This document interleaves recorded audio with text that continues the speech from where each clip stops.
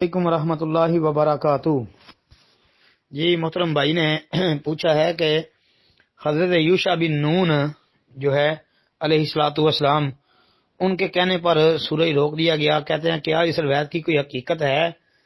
کوئی سند جی ہے تو بتا دیں۔ جی بھائی یہ بات تو بالکل صحیح ثابت ہے بھائی، یہ صحیح بخاری کے اندر حدیث آتی ہے 3124 نمبر، اور صحیح مسلم کے اندر بھی 1747 نمبر پر حدیث آتی ہے کہ نبی علیہ الصلوۃ والسلام نے فرمایا کہ اللہ کے نبیوں میں سے ایک نبی نے غزوہ کیا تو وہ عصر کے وقت یا اس سے کچھ پہلے ایک بستی کے قریب ہوئے تو انہوں نے سورج سے کہا کہ بے شک تو اللہ کے حکم کا پابند ہے اور میں بھی اللہ کے حکم کا پابند ہوں، اور پھر دعا کی اے اللہ اسے ہمارے لیے روک دے، تو اسے اللہ کے حکم سے روک دیا گیا یہاں تک کہ اللہ تعالیٰ نے فتح عطا فرما دی۔ جی یہ صحیح مسلم اور صحیح بخاری کی حدیث ہے بھائی۔ اور مسند امام احمد کے اندر ایک حدیث آتی ہے جلد نمبر 14 صفحہ نمبر 65 پر، اس میں لفظ ہیں ان الشمس لم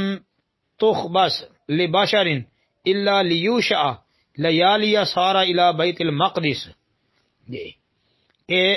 سورج کسی انسان کے لیے نہیں روکا گیا سوائے یوشع بن نون کے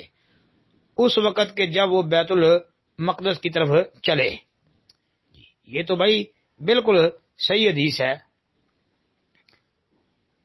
اور بلکہ اس حدیث کے اوپر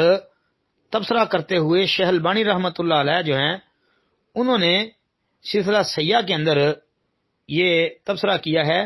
کہ اس سے ثابت ہوتا ہے کہ سورج یوشع بن نون کے علاوہ کسی اور کے لیے نہیں رکا، اور اس حدیث سے یہ بات بھی ثابت ہوتی ہے کہ سورج کے کسی اور کے لیے رکنے کے جتنے بھی واقعات بیان کیے جاتے ہیں وہ سارے کے سارے ضعیف ہیں، ناقابل اعتبار ہیں۔ شیخ البانی رحمۃ اللہ علیہ نے بڑا کمال کا تبصرہ جو ہے سلسلہ سیاح کے اندر کر رکھا ہے، وہ بھی اگر آپ کو سلسلہ سیاح بھی مل جائے تو اس کا بھی مطالعہ کریں تو انشاءاللہ بڑا فائدہ ہوگا۔ جی السلام علیکم ورحمۃ اللہ وبرکاتہ۔